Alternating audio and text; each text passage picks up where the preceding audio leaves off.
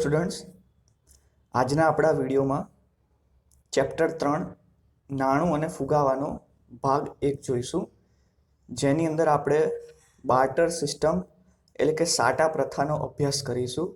એટલે જ્યારે નાણાંની શોધ નથી થઈ તો એ પહેલાં લોકો વસ્તુ કે સેવા ખરીદવા માટે શેનો ઉપયોગ કરતા હતા? તો તમને ખબર જ છે કે જ્યારે પૈસાની શોધ નથી થઈ ત્યારે બાર્ટર સિસ્ટમ ચાલતી હતી. તો એ બાર્ટર સિસ્ટમનો અહીંયા આપણે ટૂંકમાં પરિચય મેળવીશું. એની પ્રસ્તાવના જોઈએ તો અત્યારના જે આધુનિક આર્થિક જગત જે છે એની અંદર જે નાણું જે છે એ તમામ આર્થિક પ્રવૃત્તિઓના કેન્દ્ર સ્થાને રહેલું છે. એટલે શું કહેવા માંગે છે કે તમે શિક્ષક હોય કે એન્જિનિયર હો કે ડૉક્ટર હો કે લોયર હો કે કોઈ તમે ધંધો કરો તો એ બધાની કેન્દ્રમાં શું રહેલું છે? તો નાણું રહેલું છે. આજે ડૉક્ટર તો એ ડૉક્ટરનો વ્યવસાય કરે છે તો એની પાછળનો ઉદ્દેશ શું છે? પૈસા કમાવાનો. કોઈ ધંધો કરે છે તો એની પાછળનો ઉદ્દેશ શું છે? તો પૈસા કમાવાનો. તો અત્યારનો જે આધુનિક જે વિશ્વ છે એ આધુનિક વિશ્વમાં બધી જ જગ્યાએ નાણું એક કેન્દ્ર સ્થાને રહેલું છે. કેમ જરૂર પડે નાણાંની? તો સીધી વસ્તુ છે, વ્યક્તિની જે જરૂરિયાત છે એ અગણિત છે. એટલે એની જે નીડ્સ છે દિવસે ને દિવસે વધતી જાય છે. એટલે કે વ્યક્તિની જે જરૂરિયાત જે છે એને સંતોષવા માટે એને શું કરવું પડશે? વસ્તુ અને સેવા ખરીદવી પડશે. એટલે કે આજે સપોઝ કોકને 2 વ્હીલરની ઈચ્છા હોય તો એ 2 વ્હીલરની જે એને ઈચ્છા સંતોષવાની હશે તો એ 2 વ્હીલર એટલે કે વસ્તુ ખરીદશે. કોઈને ભણવાની ઈચ્છા છે તો એ શિક્ષણની સેવા થઈ તો એ કોઈ કોચિંગ ક્લાસ છે, સ્કૂલ છે એ જોઈન કરશે કે જેની મદદથી એ સેવા મેળવી શકશે. એટલે એની જે જરૂરિયાત છે એને સંતોષવા માટે વસ્તુ અને સેવાની એને ખરીદી કરવી પડે છે. અને આ વસ્તુ કે સેવા ખરીદવા માટે નાણાંની જરૂર પડે છે. નાણું જે છે એ વિનિમયનું માધ્યમ છે, એટલે કે એક્સચેન્જ. આજે તમારી પાસે પૈસા છે તો એ પૈસાની અંદર એટલો પાવર રહેલો છે કે એને તમે બીજાને આપીને કંઈક મેળવી શકો છો. એટલે કે એનો વિનિમય કરી શકો છો. વિનિમયનો બીજો અર્થ થાય આપ-લે. તમે કોઈને કંઈક પૈસા આપશો, સામેથી તમને એના જ મૂલ્યની વસ્તુ તમને મળશે. તો નાણું જે છે એ વિનિમયનું માધ્યમ છે.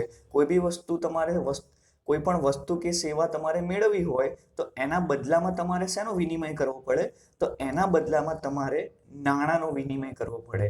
અત્યારે નાણાંનો વિનિમય કરવો પડે છે, પણ ભૂતકાળની અંદર જ્યારે બાર્ટર સિસ્ટમ હતી ત્યારે પૈસાની તો શોધ નથી થઈ તો ત્યારે એ લોકો વસ્તુની આપ-લે કરતા હતા.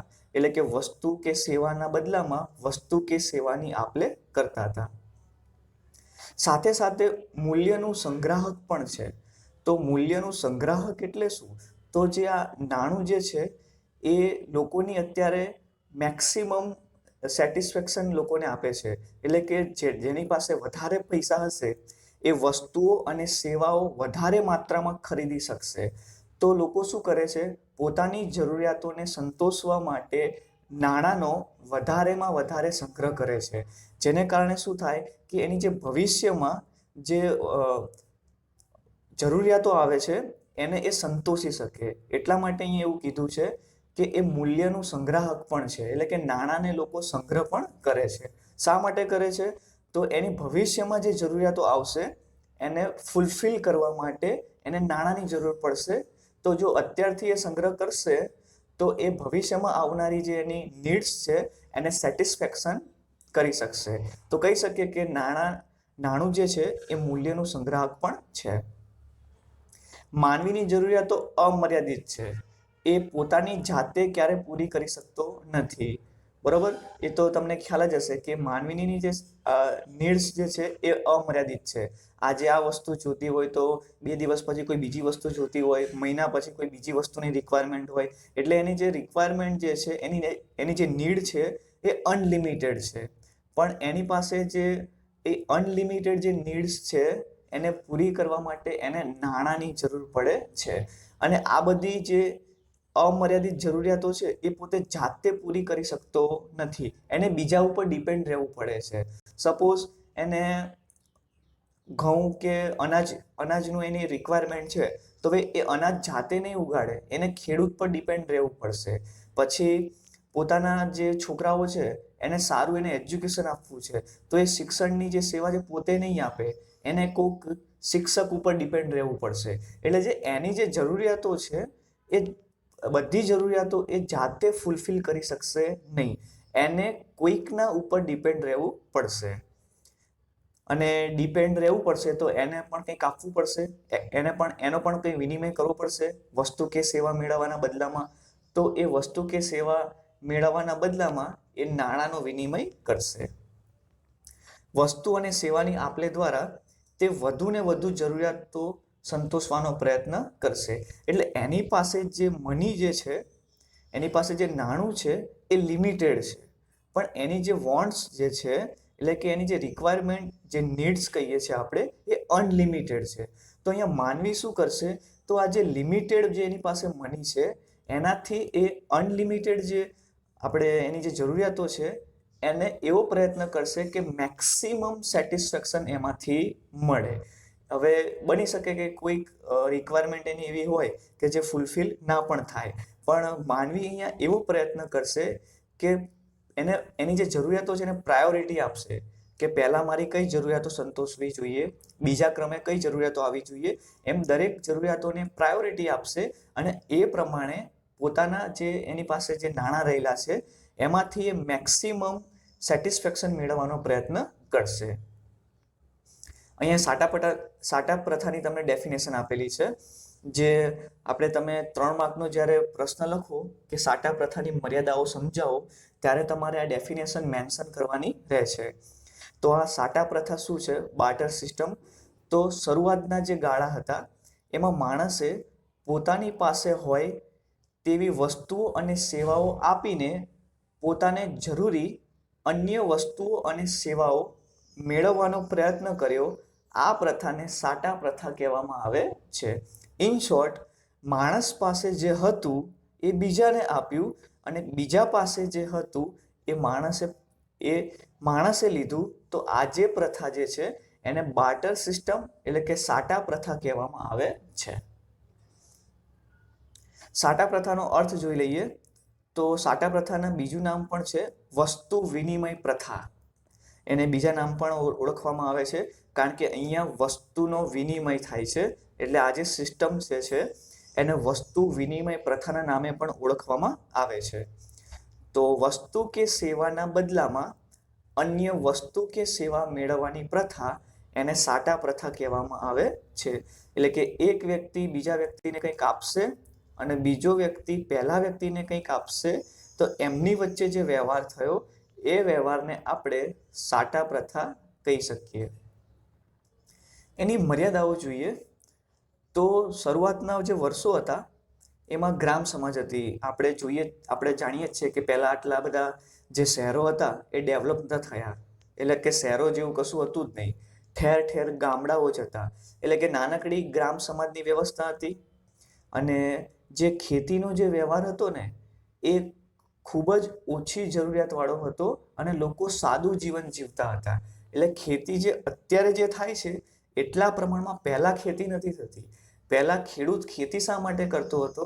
તો પહેલાં ખેડૂત એ પોતાની જરૂરિયાતો સંતોષવા માટે, પોતાના કુટુંબનું ભરણ પોષણ થાય એના માટે, અને જે થોડું અનાજ જે બચે એ કોઈક બીજાને આપીને સામેથી કંઈક વસ્તુ મેળવવા માટે ખેતી કરતો હતો.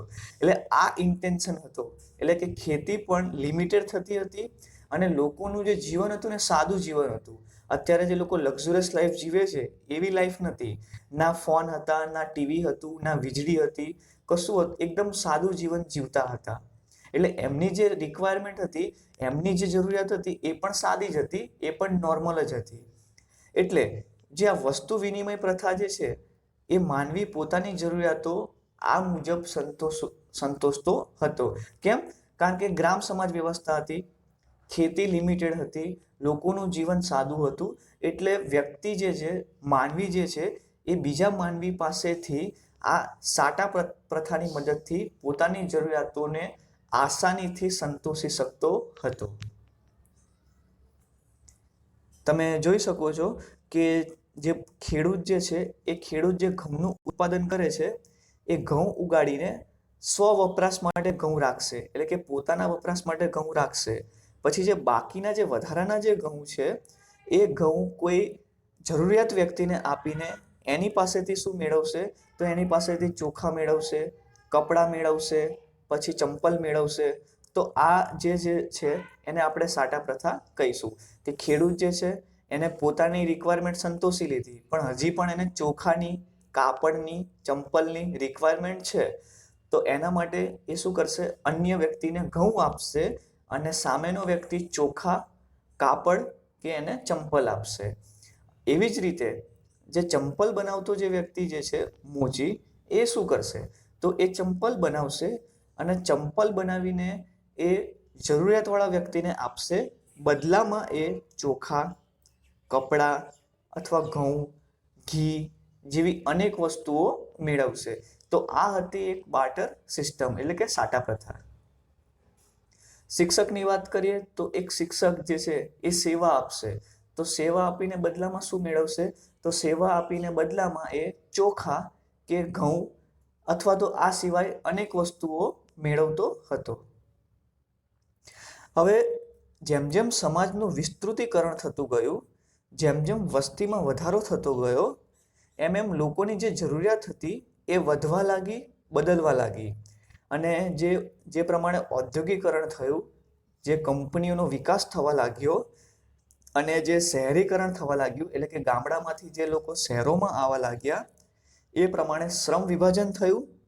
અને જે વિશિષ્ટીકરણ થવાને કારણે જે સાટા પ્રથા જે હતી એ હવે ધીરે ધીરે મર્યાદાવાળી બની ગઈ. કેમ? કારણ કે વસ્તીમાં વધારો થયો એટલે લોકોની જરૂરિયાત વધવા લાગી. ઉદ્યોગીકરણ થયું તો નવી નવી વસ્તુઓનું ઉત્પાદન થવા લાગ્યું.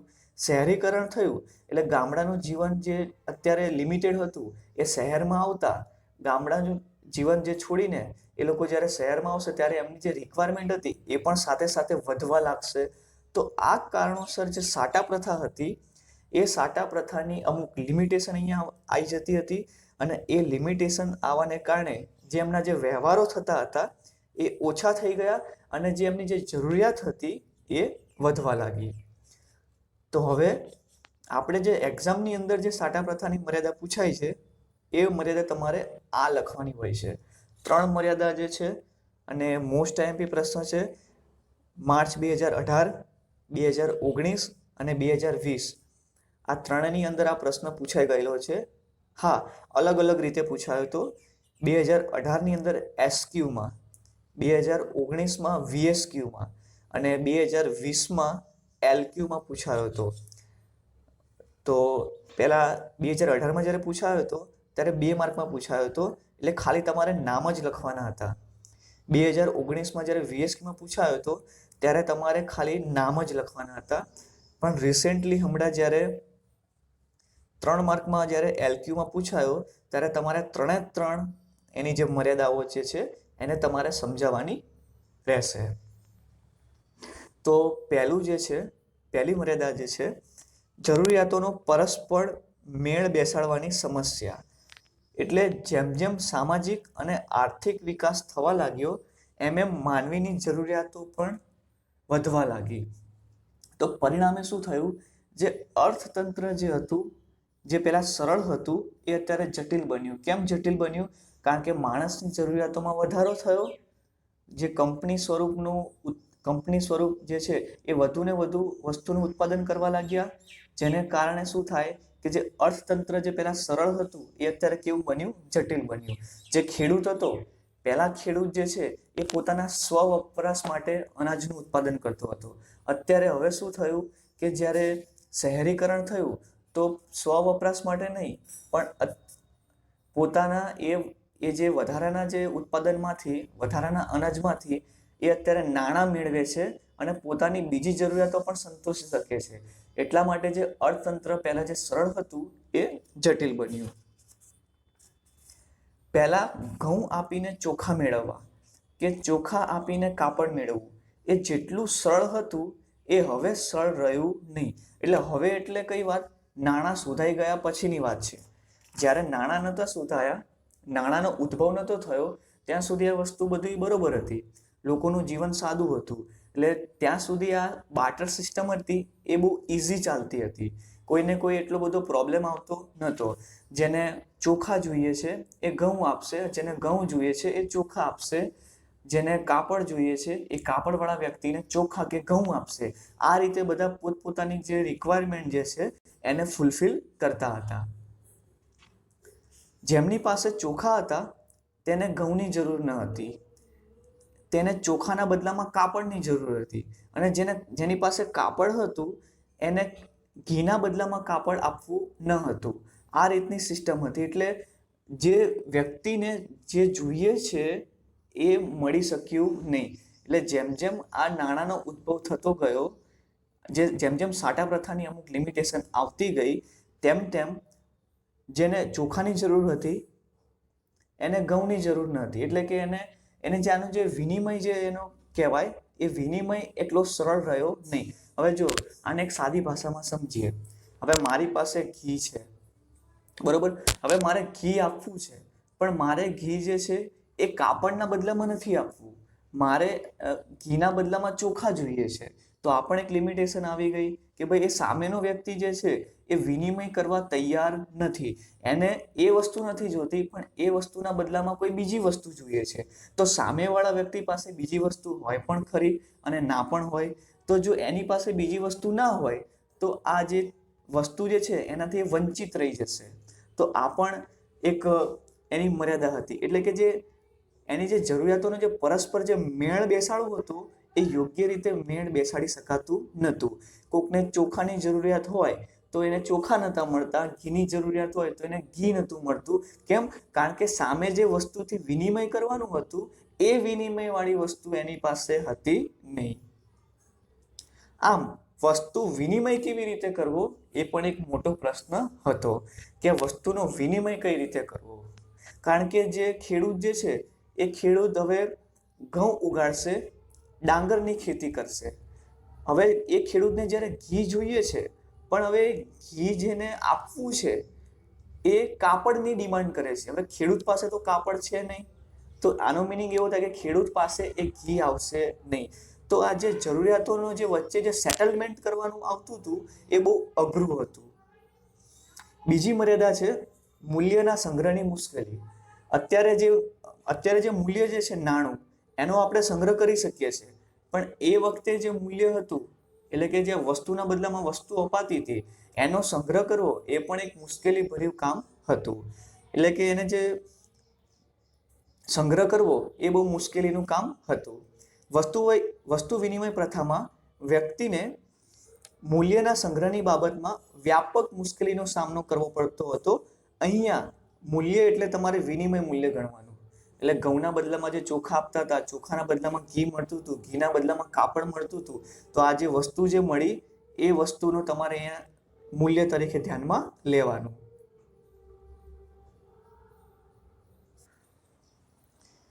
ખેડૂત જે છે એ ઘઉંનું ઉત્પાદન કરી ઘઉંના બદલામાં ચંપલ કે કાપડ મેળવે, પરંતુ જે દિન પ્રતિદિન ઉત્પાદન અને ઉત્પાદકતા વધવા લાગી, પરિણામે જે વધેલા જે ઘઉં હતા એ સાચવવા કઈ રીતે એ પણ એક પ્રશ્ન ઊભો થયો.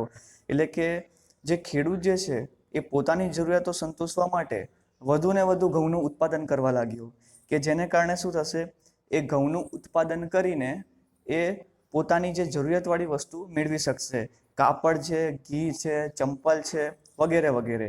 એટલે આ માટે એ ઉત્પાદન વધુ કરવા લાગ્યો. પણ પ્રશ્ન આ થયો કે જે ઉત્પાદિત થયેલી જે વસ્તુ હતી એટલે કે આ જે ઘઉં હતા એનો સંગ્રહ કઈ રીતે કરવો, એનો સંગ્રહ ક્યાં કરવો. અને જો સંગ્રહ કરી લઈએ તો ભવિષ્યમાં ઘઉં આપીને ચંપલ, કાપડ, ચોખા મેળવી શકાશે કે નહીં એ પણ એક પ્રશ્ન હતો.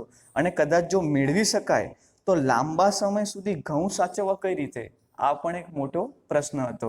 એટલે ખેડૂત જે છે એ પોતાની જે જરૂરિયાતો સંતોષવા માટે એ વધુ ને વધુ ઘઉંનું ઉત્પાદન કરતો હતો, પણ એ ઘઉંને લાંબા સમય સુધી સાચવવા એ પણ અહીંયા એમને એક પ્રશ્ન હતો. તો જે મૂલ્ય હતું એ મૂલ્યનું સંગ્રહની પણ મુશ્કેલી અહીંયા નડતી હતી.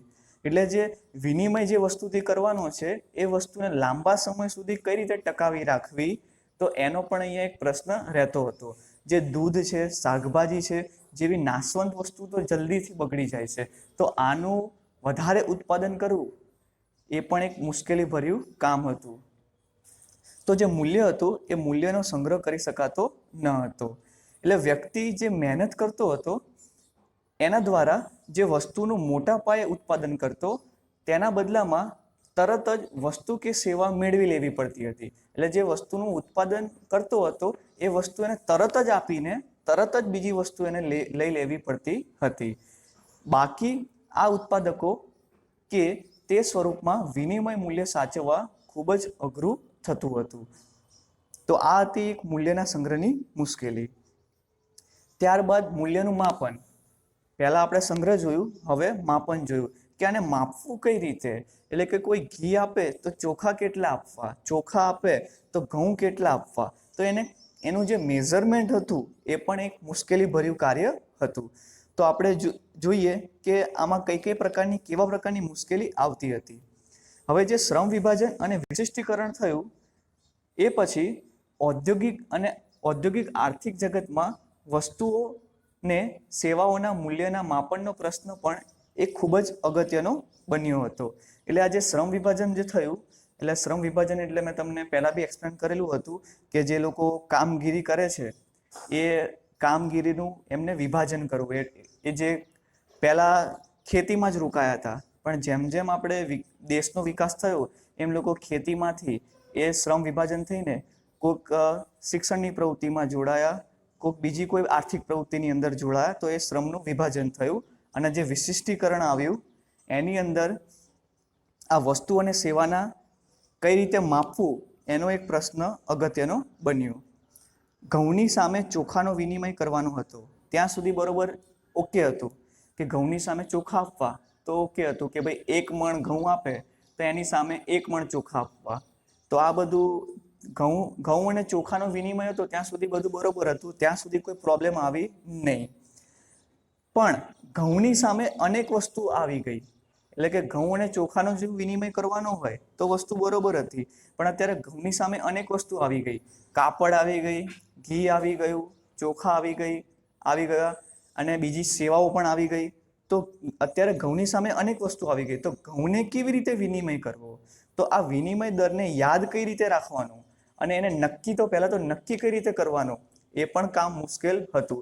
એટલે કે કેટલા ઘઉં આપીએ તો આપણે શિક્ષણની સેવા મળશે, કેટલા ઘઉં આપીએ તો કાપડ મળશે, અને એ કાપડ કેટલા મીટર મળશે, કેવું ક્વોલિટીવાળું મળશે. તો આ જે નક્કી કરવું એ બહુ મુશ્કેલી ભર્યું કામ હતું, અને એ જે નક્કી કર્યા પછી પણ એને યાદ રાખવું એ પણ બહુ અઘરું હતું. 1 મણ ઘઉં બરાબર 2 મણ ચોખા, 1 મણ ઘઉં બરાબર 10 મીટર કાપડ, 1 મણ ઘઉં બરાબર કિલો ઘી. હવે કિલો ઘી બરાબર કેટલું કાપડ આપવું, કિલો ઘી બરાબર કેટલા ચોખા આપવા. તો એની જે સામેની જે વસ્તુ હતું એ સામેની વસ્તુથી કોઈ ત્રીજી વસ્તુને જ્યારે આપણે એક્સચેન્જ કરતા હોઈએ, વિનિમય કરતા હોઈએ, તો એનો જે વિનિમય દર જે છે એને કઈ રીતે માપવું આ બહુ મુશ્કેલી ભર્યું કામ હતું, અને એ મુજબ વેપાર કરવો પણ અઘરો બન્યો હતો. એટલે આ માટે સર્વસામાન્ય માપદંડ પણ જરૂરી હતું. એટલે કે જેને બધા લોકો એક્સેપ્ટ કરે એવું કોઈક માપદંડ અહીંયા જરૂરી હતું. અને આમ કહી શકીએ કે જે જરૂરિયાતોનો જે પરસ્પર મેળ બેસાડવાની જે તફલીક હતી અને જે મૂલ્યનો જે સંગ્રહ કરવાની જે મુશ્કેલી હતી, અને મૂલ્યનો જે આપણે માપદંડ તરીકે કોઈ માધ્યમ નહોતું એટલે માપનની પણ મુશ્કેલી હતી. તો આ બધી એની જે લિમિટેશનને કારણે આ જે બાર્ટર સિસ્ટમ હતી એનો અંત આવ્યો, અને પછી પરિણામે નાણાંની શોધ થઈ. તો અહીંયા જે બાર્ટર સિસ્ટમ હતી એ આપણા આ 3 લિમિટેશન હતી એને કારણે જે સાટા પ્રથા હતી એનો અંત આવ્યો, અને પરિણામે નાણાંની શોધ થઈ. તો આ હતી આપણી સાટા પ્રથા. હવે પછીના આપણા વિડીયોની અંદર આપણે નાણાંનો ઉદ્ભવ અને વિકાસ જોઈશું કે સાટા પ્રથાનો અંત આવ્યો તો નાણું કઈ રીતે શોધાયું અને કઈ રીતે એ ધીરે ધીરે એનો વિકાસ થયો. છે.